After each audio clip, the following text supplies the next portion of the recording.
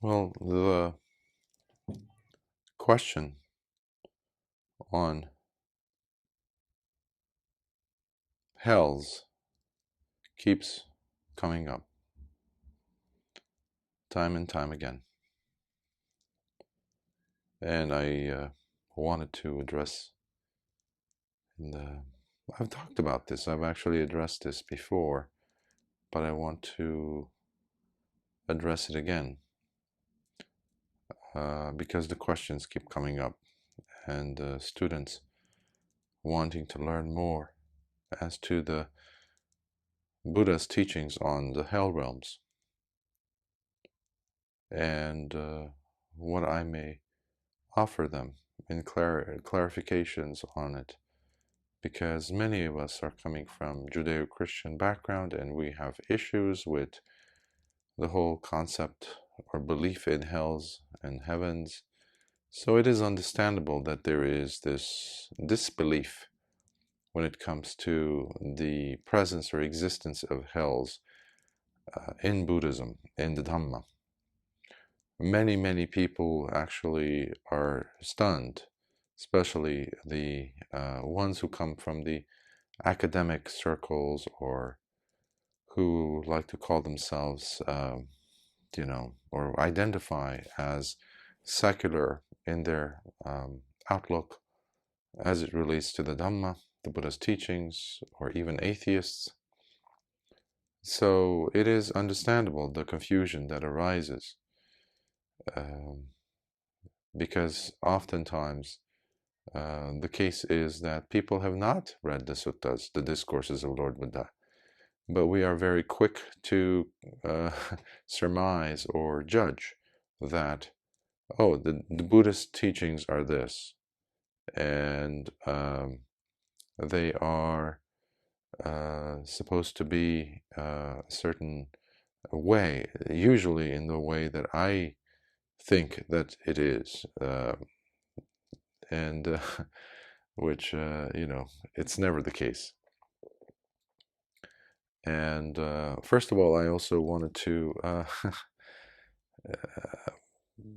well, you can notice my voice, so it will be somewhat different than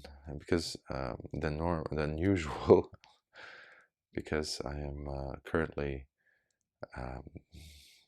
dealing with the body transitioning, because I've been flying around the world and the body's exhausted from all the traveling. But nevertheless, I felt there is a little bit of energy enough in me to address this.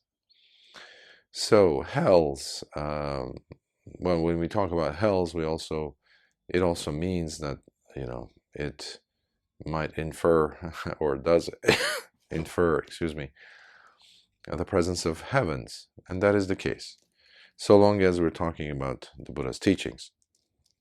And these are not things that were added.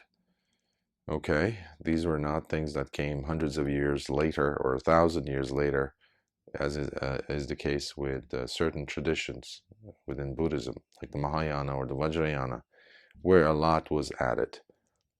A lot. In fact, it became unidentifiable from the original teachings.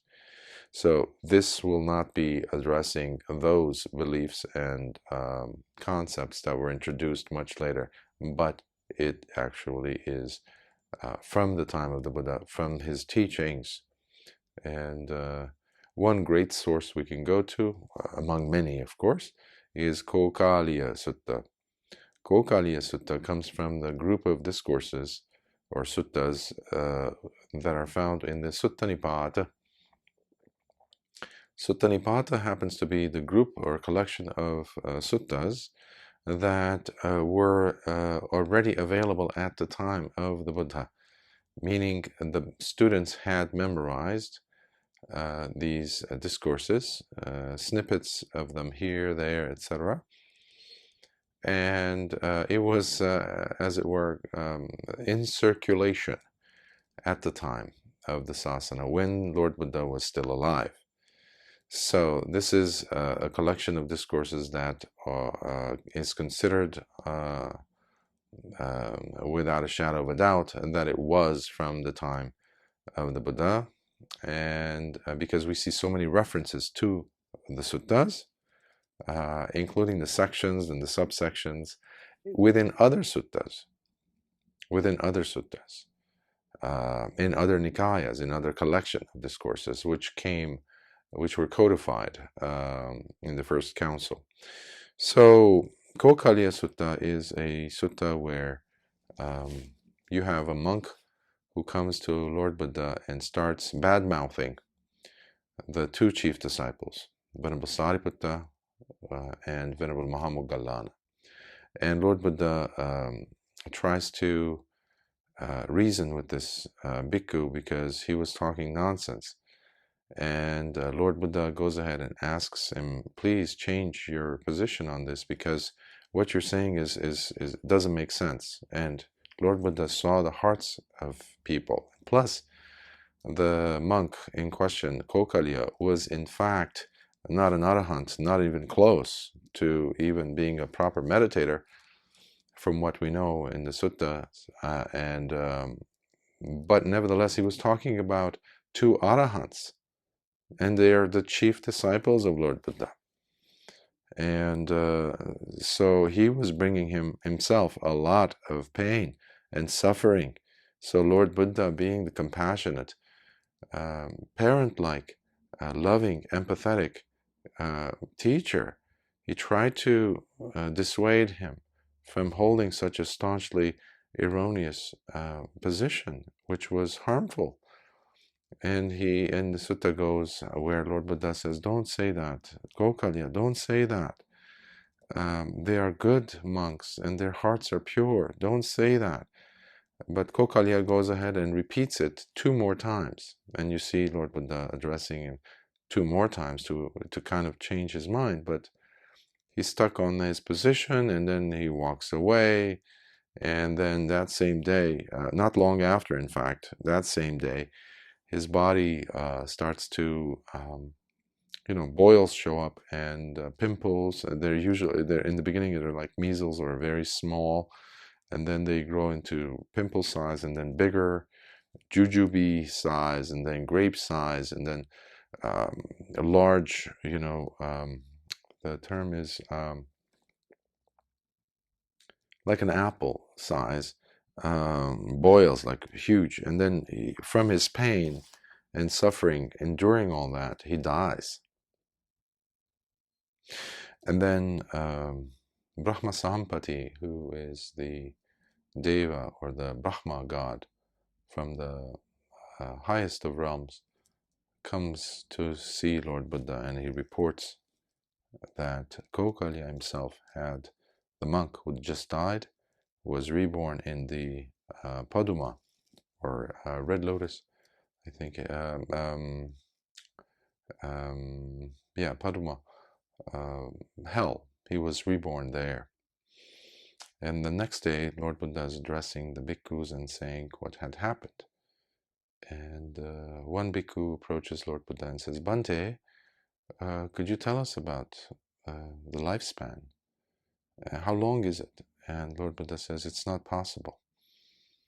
And then the monk asks if there is a way to use metaphors, analogies, to kind of get a glimpse. And Lord Buddha says yes. And then he lists at least, from what I recall, 10 different hells. We have more than 10, but this monk is Kokāliya, was born in one of the worst. And Lord Buddha lists, as I said, at least 10, each of them actually. So he goes like step by step. He says, this hell that he names, let's say, Abhava, I think it was, or Abuddha, Nirabuddha, so etc. He goes and says, this one that precedes the other one is 20 times longer in its lifespan, meaning the person who's reborn in that hell dropped. And the term that we use a lot in Pali Suttas is when the person dies, when a person who is living in an unwholesome way when the body is no more after death, he is immediately transported to that, immediately, as if deposited there. That term I'd like you to remember. So anyhow, he lists about 10 hells, and each one that precedes it is about 20 times less, and each one that follows is 20 times longer in its lifespan. So anyhow, this monk was at the bottom of these 10, and there's so much pain and suffering that is unfathomable for us who live in a world where, even though we might go through so much pain in life, or we see so much struggles and suffering in life, we call it hell, but in fact it's nothing close to it, because, well, we have a whole slew of them. It's not even close to the less severe, the least severe, shall we say, type of hell, where it's unbelievable, because the body will die repeatedly under the strain of torture. Yes, these places do exist. Yes, the person, when they live against the appropriate way of living, the right lifestyle, when the person, for example, is one who accuses and slanders noble ones, like the Buddha or the disciples, or holy ones who are arahants, when the person speaks what is untrue and speaks lies, basically, that person, Lord Buddha is unequivocally clear, where he says this many, many times, that a person who lies will go straight to hell. Even somebody who lies and comes back later on when he's confronted, and the person says, well, I didn't say that. Well, Lord Buddha even calls such a person a low-born, somebody who's not noble. And these people will end up immediately after death in hell. Okay, this is very clear in the teachings of Lord Buddha.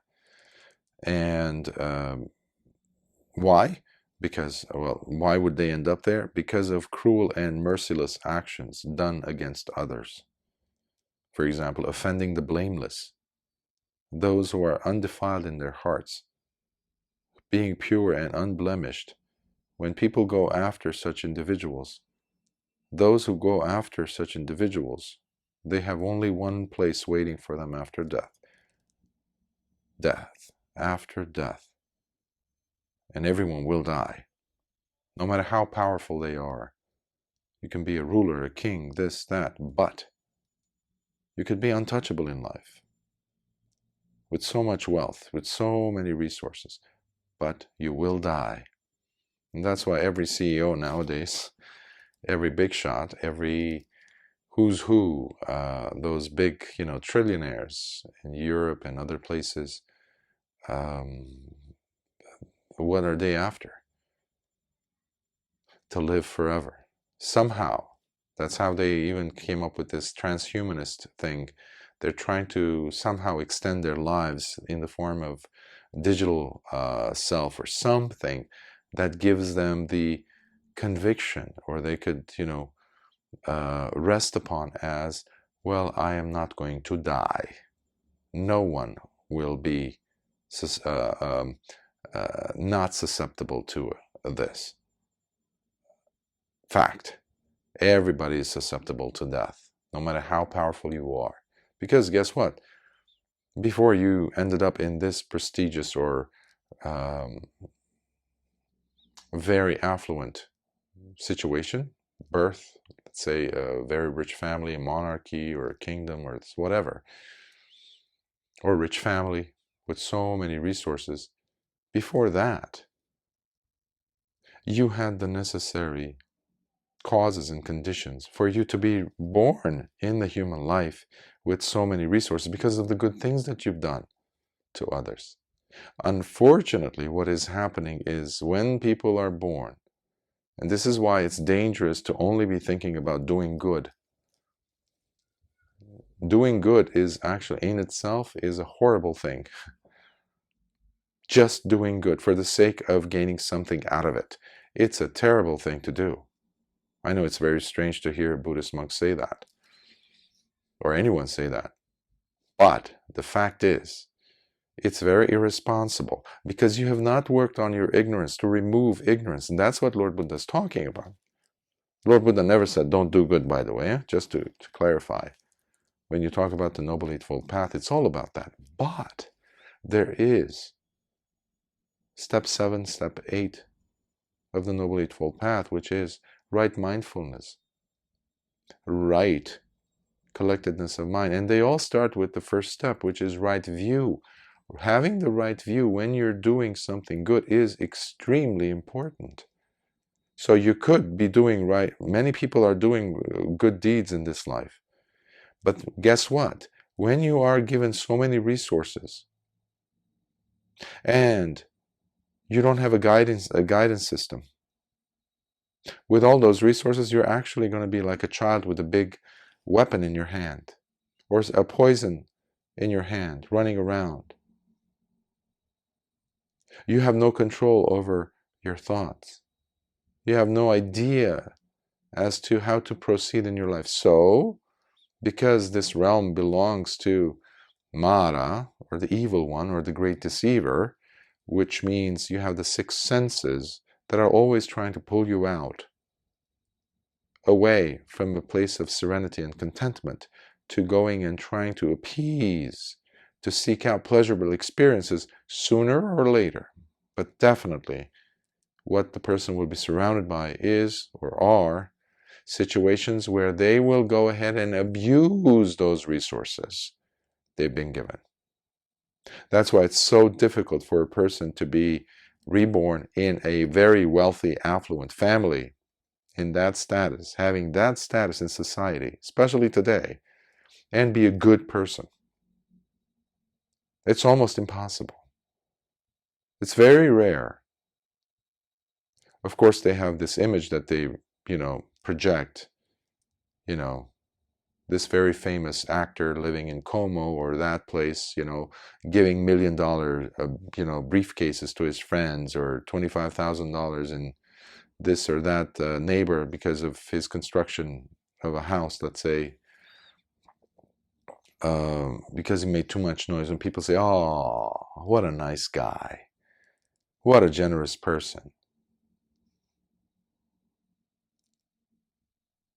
Such individuals, because they have so many resources, but no right view, will end up in hell. Why, though? Because of ignorance, because of not understanding the responsibility they must have towards their intentional actions. This is what we call Cetana. The person has to have an understanding of the responsible role they occupy while living. So doing good is not enough. It's one portion of it, one branch, but it's not the whole thing. So when we are, I could talk, for hours on this, of course, but it's good to know, I think, because you have other religions. Most religions will just teach you to do good so you can end up in heaven. That is where you, as a listener, a person, especially if you've come from a Judeo-Christian background, with our own stigmas and things that we have against what we've been taught, a heavenly life where it's infinite and all that, that doesn't exist. Infinity, even in the hells, in fact, they don't last forever. Okay? They last for a very, very long time. And in the Kokāliya Sutta, Lord Buddha talks about a person who has a huge cart and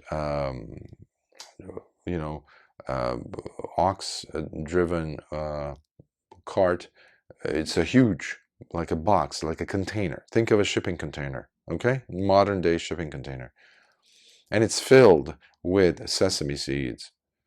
And every 100 years or so, somebody comes and picks one tiny little seed out. And he gives other examples in other suttas too. I'm not going and reaching into different suttas as I'm describing this, by the way, but basically it's the same thing, the premise.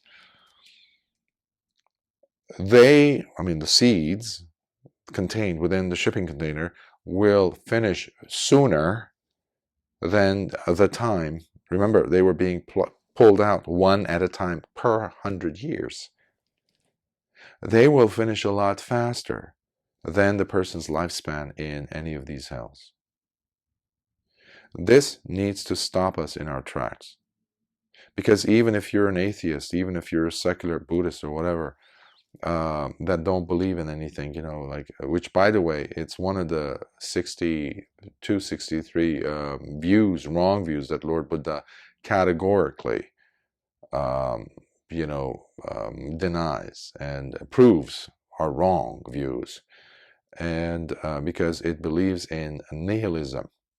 Atheism cannot be Buddhism, okay? Because it subscribes to one of those 63, 64 wrong views that were prevalent at the time. So there's nothing new in this atheism business, the secular Buddhist, the secular thing that, which is highly influenced by postmodernist, responsibility removing strategies that philosophers have come up with to pull away the person from taking responsibility for their actions. So, because there's this thing called karma, which means action. Every action has its reaction, its result, the outcome. That is what we call the fruit of the karma, which is kamma vipaka. Now, if they have been committed with intentionality, these wrong things like Venerable Kokāliya, I can't say Venerable, but he went after the two senior chief disciples who were pure. And he lied and slandered and said those horrible things. They will end up in the hell realms, which, by the way, again, are not forever places, as you see in other religions. Judeo-Christian religions. No, there isn't that. But they're very, very, very long time. So, and the same goes time period-wise in the heavens. So some of the torturous situations that I can remember are from the suttas. In the Kokāliya Sutta as well, Lord Buddha talks about it. By the way, the Kokāliya Sutta is from the Book of the Threes in the Sutta Nipāta.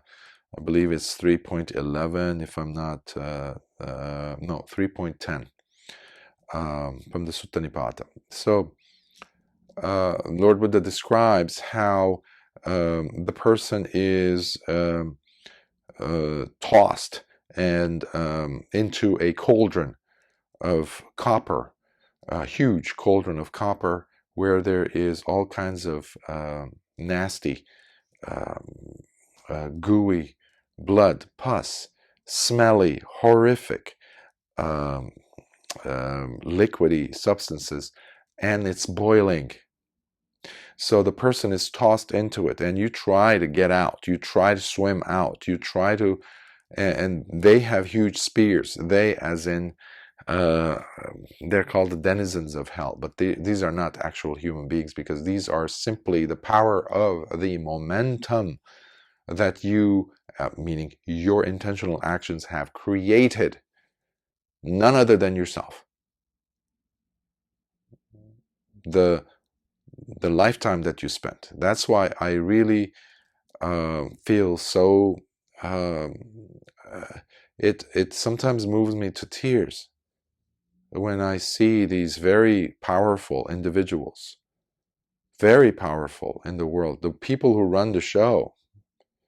I'm not afraid of mentioning names. Like Henry Kissinger, George Soros, the Bill Gateses of today,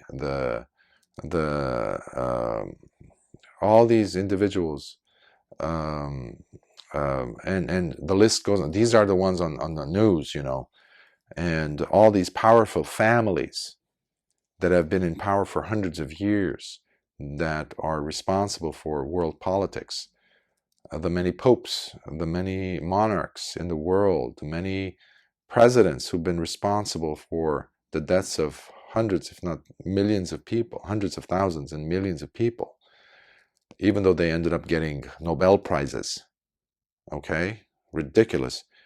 Well, I am here to tell you that they have a place for them, and it's called hell, and it's terrible. Even though they go shopping in fancy, stores, they have limitless credit. They hobnob, they rub elbows with the rich and famous. You look at them, and majority of people will drool in envy when they see pictures of them or video. Please don't. Instead, what I recommend is to send them some thoughts of metta and just some karuna and some common sense for them to actually get access to. Just read a little bit on this, because you will die. The person will, we will die, I will die, everyone will die. Where you end up has nothing to do with what you believe. Okay, this is very important to understand. Where you end up has nothing to do with your whether you are convinced of the presence of hells or not. That's why my heart breaks when I see these so powerful individuals, very wealthy, resourceful celebrities, not using their time wisely, not using their resources. If you're a very attractive, healthy actor or actress in Hollywood or somewhere, if you're a newly crowned princess or a king, or an untouchable, head of a, hedge fund, please use those resources you have for protecting yourself in the right way. True protection comes when you close your eyes for the last time. How have your actions been? Because you are going to be pushed and shoved to climb up trees that are made with branches and leaves that are sharper than the Japanese katana sword, than a razor. You're going to be forced to climb as your limbs are falling because of, well, obviously the sharpness of these so-called branches, but they're not just any branches.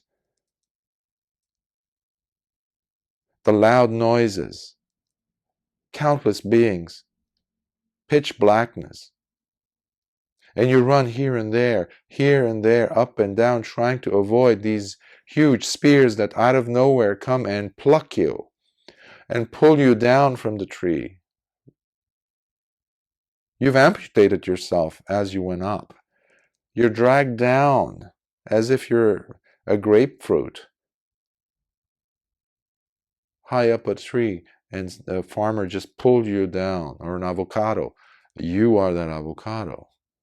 But unlike the avocado that gets to be treated with so much love and care when it lands in the hands of the farmer, you will be mangled. They're going to yank your mouth open, okay?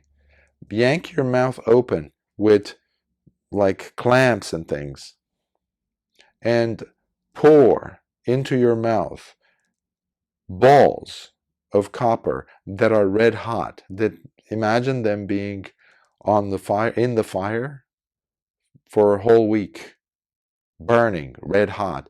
They will squeeze these balls into your throat, down your esophagus, down into your gut, and guess what happens after that? And it's not just one ball. These spheres that they will push through you, they will come out from the other end. You will cry, you will scream, You will cry tears of blood, begging for death. You will die, but the death is so insignificant because the moment you die, you're awake again. And guess what? Your body is complete again, ready for more torture. There's a reason why Lord Buddha would call this hell. All throughout his 45 years, he tried to change society. He tried to change monks. He tried to change human beings from being just beasts into being human beings with compassion and love in their hearts. But this is, I feel that now I understand actually more and more with all that's going on in the world, even though I try to stay away from it as much as I can, but I see what's happening in the world. Blatantly, evil is being spread. People mention to me, I see sometimes how even like concerts basically, where people go to shows and see their favorite actors or performers, they're doing satanic rituals. They're writing the word Satan on the stage. Vulgarity all over the place. I shake my head. It's like they're speeding up their process. And not only that, they are dragging others with them. This is beyond stupidity, beyond carelessness. We're going faster and faster into this downward spiral.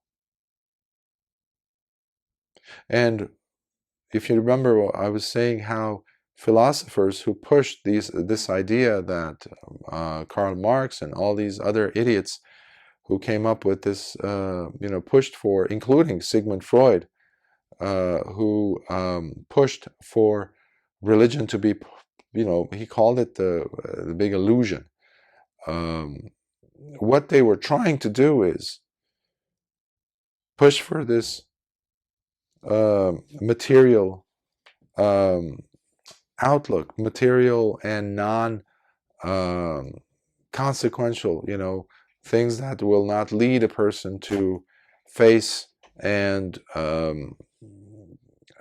deal with and undergo the punishments. And there is punishments, as you can hear me say this.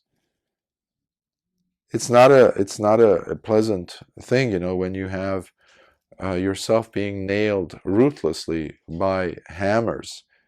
It's not a movie. You're not watching, let's say, a movie of somebody or reading a story, no matter how moving it is, of someone else undergoing that torture. It's not someone else's story. It is real and it's happening to you. It's a fiery blaze that you're in.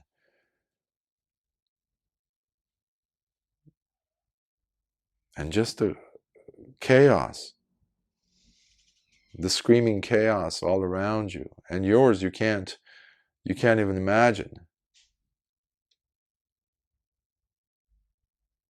The pain. And that's one of the reasons why Lord Buddha would say, even if there is a Buddha at the time where someone is in the hell realms, they are absolutely unreachable.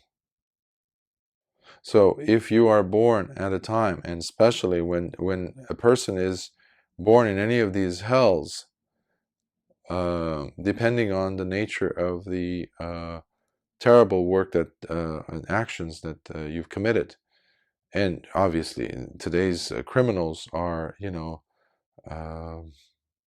they come in all shapes and sizes, of course, but they see themselves being promoted even higher the more horrible things that they do, and they feel like they are really untouchable. Despite all that, despite all those, it's one has to have the fortitude to um think about, well, what's the end? None of those resources will help you. None of those powerful friends, none of those secret organizations, none of the, well, not, none of those bank accounts. Limitless resources you have. The ability to connive and to deceive so many will help you to deceive your way out of hell. And that's why I feel so much pain when I see these individuals who are causing the deaths of millions.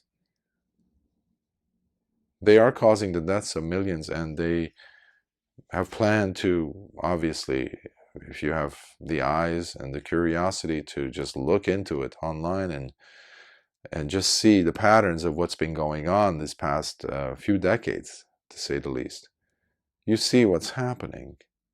In fact, they're saying it out loud in places like World Economic Forum that we need to reduce the number of human beings. Depopulation is not a word, it's an action. And it means killing of people. How is that coming out of one's mouth?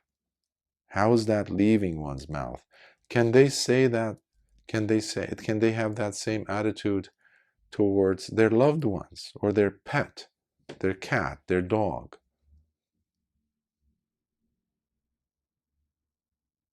So, not being able to put oneself in someone else's shoes, to feel what another person is feeling, when you have millions of people in the United States, for example, now who are homeless.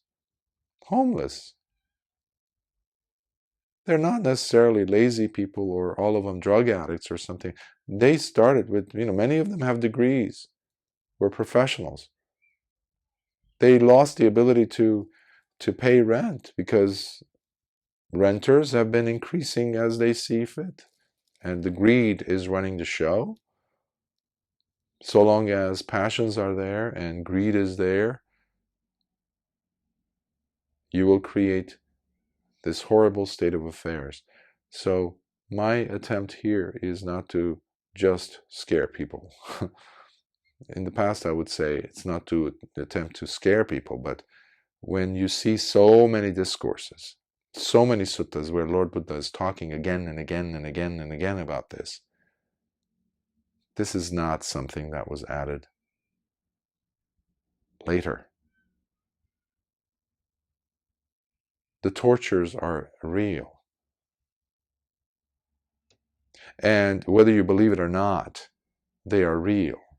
Earlier I was saying how after death, what happens, it has nothing to do with your belief before death. And it's interesting that most of these atheists nowadays want to somehow extend their lives indefinitely, meaning live forever in the virtual reality realm. That's what they're trying to do now. VR, digital, AI. That's what their goal is, despite the fact that they say they're atheist. They don't believe in afterlife, but somehow they want to extend their life forever. Is that an oxymoron or what? Hypocrisy. That's what we have. But all these things put aside,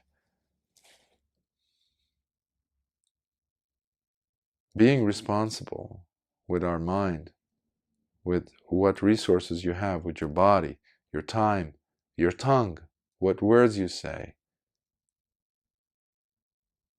how you say it, the things you do, with those abilities and resources and things that you're capable of doing and really changing. The world is right now undergoing so many deceptions on such grand scales. Truth has become something that people mock and make fun of, call names. So it's really amazing. not in a good way, what's been going on. And I felt the necessity to address this and in and hopefully be able to um, reach some people. These words, not these are my words. They're not my words. They're the words of Lord Buddha's. And I just used one reference, Kokāliya Sutta. And there are countless suttas. When I say countless, they are. There's everywhere in the Nikayas. So please, don't take your life lightly. And the day will come where you die. Where you end up after you open your eyes, where you end up is very important to me. And whatever abilities I have to help people to see that, I will do. So again, sorry for my voice being like this. I wasn't even thinking I would be able to do it, address this today. But anyhow, I'm glad I had the energy. So may your hearts find sanity, the right path. So long as you're alive, you have a chance. I don't care who you are, how bad of a person you are. There were some people who were homicidal, serial killers at the time of Lord Buddha who realized what they were doing, and they had a change, a transformation in their hearts and minds with their own choice, of course. And they made a change, and they turned around. So when you become an arahant, you cut the connection to further rebirths. So it doesn't matter how many bad things you've done in the past.